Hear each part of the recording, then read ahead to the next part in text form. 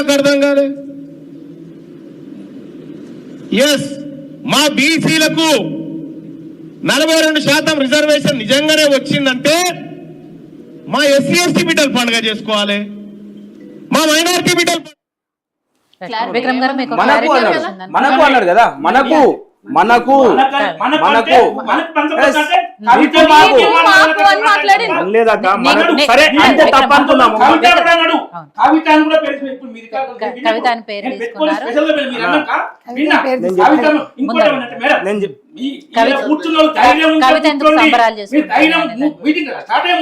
మీరు ధైర్యం ఉంటే కూర్చోండి, భయపడుతూ దిగిపోయండి అంటే మొత్తం ప్రిపేర్ అయ్యి వచ్చిండు. అది తప్పు. ఓ మహిళను అవమానించే విధంగా ప్రిపేర్ అయ్యి దాన్ని సపోర్ట్ కోరడం తప్పు. ఇక్కడ వేరే ఇష్యూలు కాదు, మహిళ పట్ల అవమానపరంగా మామూలు అవమానం కాదండి. మంచం పొత్తు అంటే నీచమైన అవమానం. మంచం పొత్తు అనేది చెప్పండి. రామరెడ్డి గారు, బీజేపీ నుంచి మహిళలు ఎవరు లేరు మీ దాంట్లో స్పందించలేదు ఎందుకు? మరి మీ బీజేపీ నుంచి స్పందించాలి కదా. ఇప్పుడు మా వాళ్ళు వినండి సార్, మీరు అప్పటి నుంచి అంటున్నారు కదా తప్పు తప్పు అంటే తప్పని అందరు యావత్ ప్రపంచమే అంటుంది. అదే మీ బీజేపీ వాళ్ళు ఎందుకు స్పందిస్తలేరు? మీ దాంట్లో ఉన్నారు కదా మహిళలు, ఎప్పుడు తర్వాతనా? ఇప్పుడు కాదండి, తర్వాతనా చెప్తా. తీర్మానం మళ్ళీ మీరు పార్టీ పని కడుతుంది కదా, తీర్మానం మల్లన్న పార్టీ సస్పెండ్ అయినా కాంగ్రెస్ డిస్మిస్ కాలే. కాంగ్రెస్ అధికారంలో ఉంది, కాంగ్రెస్ మంత్రులు మహిళా మంత్రులు స్పందించాలి.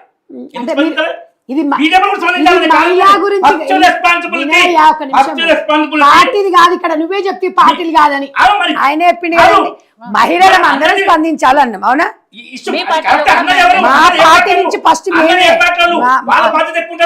మా దగ్గర మేము ఒక్కటే చెప్పి, మహిళలు కాదు, ఒకటి బిఆర్ఎస్ పార్టీలో మహిళలు ఉన్నారు, ఇప్పుడు బిఆర్ఎస్ పార్టీలో మహిళలు ఉన్నారు. ఒక్క మహిళ ఎందుకు రాలే? ఒక్క మహిళ ఎందుకు స్పందించలే? ఎమ్మెల్సీ కదా తను ఒక ఎమ్మెల్సీ, ఆమె జాగృతి అధ్యక్షురాలు ఉండయి. ఒక్క నిమిషం, జాగృతి అధ్యక్షురాలు కాకుండా తను ఇప్పుడు ఒక ఎమ్మెల్సీ అన్నప్పుడు బీఆర్ఎస్ పార్టీలోనే ఉంది ఆమె.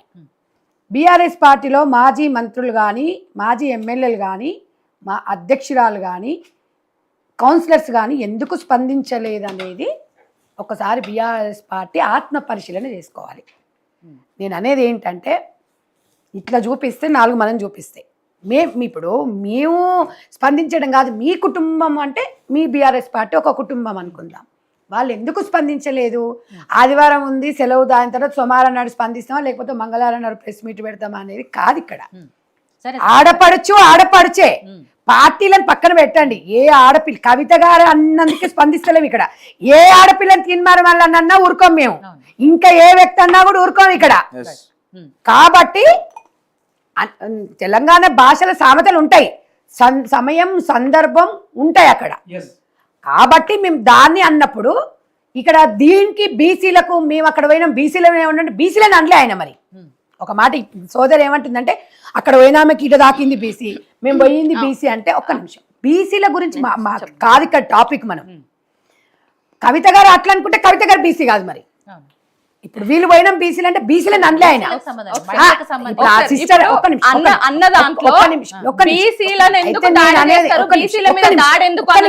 క్లారిటీ చెప్తా. నేను అనేది ఏంటంటే, పార్టీలు మనము ఈ పార్టీలకు కానీ కులాలకు రుద్దకండి. మీరు మాట్లాడుతున్నప్పుడు బీసీ కాదండి, ఎస్సీ కాదు, దళిత కానీ, ఓసీ కానీ ఎవరినైనా మహిళను అనడం తప్పే, ఖండిస్తాం. మీరు వాళ్ళు ఖండించలేదు, మాజీ మినిస్టర్లు లేరా, అది లేరంటే మా పీసీసీ గారు ప్రెస్ మీట్లో పెట్టే చెప్పారు, ఒక మహిళని అనకూడదు అని. చూసుకోండి మీరు, ఆఫ్ ద రికార్డ్ ఉందా లేదా. ఇంకెవరు పీసీసీ అంటే మేమే కదా. మహిళలు స్పందించలేదు. ఇప్పుడు మహిళలు అయితే నేను అనేది ఏంటంటే, ఇప్పుడు కాదు, ఇప్పుడు వాళ్ళందరూ వెతకడం కాదు. మన బీఆర్ఎస్ పార్టీలో పాపం వీళ్ళు జాగృతిలో 2008 నుంచి వీళ్ళు ఉన్నారు, ఒక సంస్కృతి కోసం పోరాటం చేస్తున్నారు వీళ్ళు. ఇప్పుడు ఆమె జాగృతి నాయకురాలు ఎమ్మెల్సీ కాదండి, బీఆర్ఎస్ పార్టీ ఎమ్మెల్సీ కదా.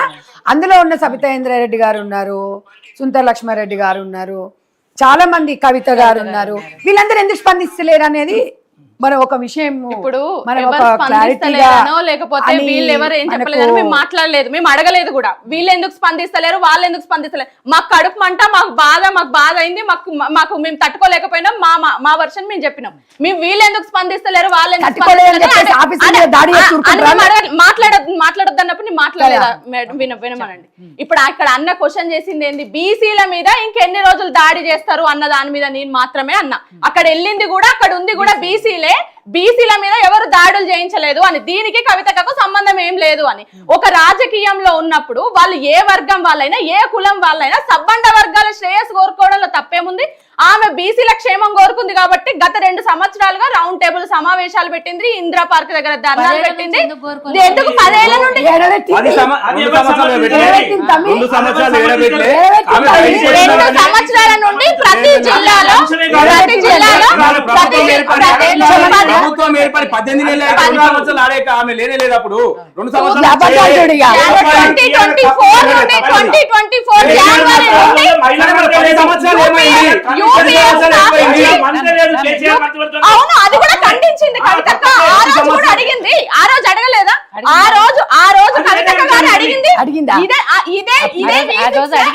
ఇదే V6 లా, ఇదే తీన్మార్ న్యూస్ లో V6 లో తండ్రిని క్వశ్చన్ చేసే సత్తా కానివ్వండి, తండ్రిని అడిగే ధైర్యం ఒక కూతురికి తప్ప ఎవరికి లేదు అని మాట్లాడిండ్రు. అది రికార్డు లేదు అన్నారా? మరి అంత ధైర్యం ఉన్నావిడ ఎందుకు అడగలేదు? కవితక్క గారు ఆ రోజు మహిళా మంత్రి లేకపోవడం కేబినెట్ లో బాధాకరమని ఆ రోజు అడిగిండ్రు. ఆమె ఎవరిని మీడియా సాక్షిగా కేసీఆర్ గారిని అడిగిండ్రు. కవితక్క గారే అడిగిండ్రు. మీకు ఉంది, రికార్డు ఉంది. నాకు ఒక టైం ఇవ్వండి, ఇప్పుడే నేను మీకు రికార్డు ఈ రోజు పార్టీ మాదన్న ఈటల రాజేందర్ బీసీనేమో బయటికి నువ్వు చేసిర్రు. పార్టీ మాది కాదు అన్న, పార్టీ మాది, మేము పార్టీ ఓనర్లు అన్నాకేమో గులాబీ జెండాలకు మేము ఓనర్లం అన్నందుకు ఆయన బయటికి పోయిండు.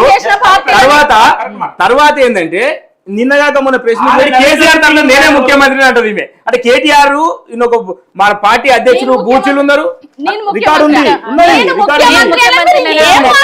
15 సంవత్సరాల తర్వాత కేటీఆర్ తర్వాత తెలంగాణ ప్రజల్ని పక్కన పట్టిస్తుంది, తెలంగాణ ప్రజల్ని ఆగం చేస్తుంది. ఇప్పుడు మీరు సంబరాలు చేసుకున్నారు కదా, మీరు చేయాలి. అక్క ఎవరైతే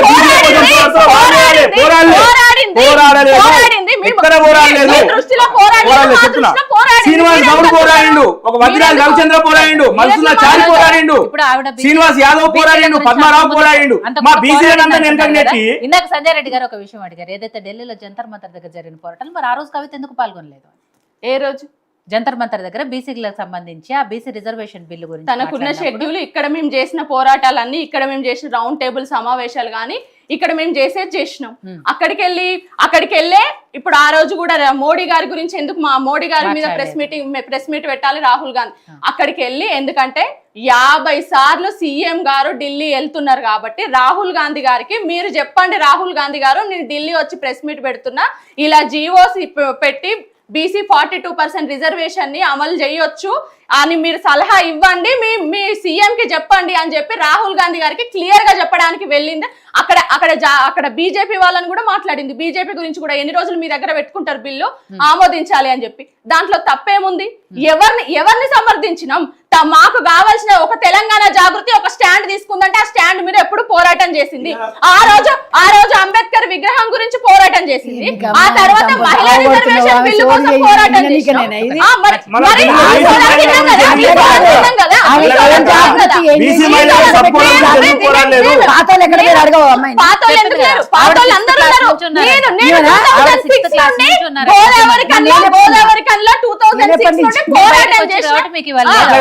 మీరు అక్కడే ఉన్నట్టు ఢిల్లీలో మహిళా బిల్లు గురించి కొట్లాడినప్పుడు బీసీ మహిళలకు కూడా సపోర్ట్ కావాలని ఎందుకు కొట్లాడలే? ఆ రోజు బీసీల మీద ప్రేమ ఉన్నప్పుడు నేను సంబరాలు చేసుకొని తప్పు పడతలేను. కవితక్క సంబరాలు చేసుకున్నందుకు మేము ఆనందిస్తున్నాం, హర్షిస్తున్నాం. కానీ ఎప్పుడు లేకుండా ఇప్పుడే ఎందుకు కొత్త రాగం అంటున్నా? అధికారంలో ఉన్నప్పుడు పాలే, ఇప్పుడు మహిళా బిల్లు కోసం కొట్లాడినా ఇది పాయింట్. సబ్ రిజిస్టర్ కోసం ఎందుకు కొట్లాడినా? ఏం చేసిర్రు? అవి మీరు ఆ విషయం అడగండి కరెక్ట్. ఒక నిమిషం. అవి మీరు అడగండి కాదండి, కానీ అడిగే ప్రాసెస్ లో యూస్ చేసిన వర్డ్స్ ఉన్నాయి చూసారా, వాటిని మాత్రమే నేను ఏమంటున్నా? అడగండి. ఇప్పుడు నేను ఇప్పుడు చెప్తున్నా ఇగో, మనోజ్ మొత్తం మన గారైనా టీం- కవిత నేను ఇప్పుడు గారైనా మన టీవీ డిబేట్ మొత్తం నేను చెప్తున్నా. మనోజ్ గారైనా కవిత గారైనా మీరు మమ్మల్ని ఎందుకు ప్రశ్నిస్తున్నారు అనట్లేదు. ఒక మహిళను ఉద్దేశించి మీరు మాట్లాడిన మాటల్ని మాత్రమే వాళ్ళు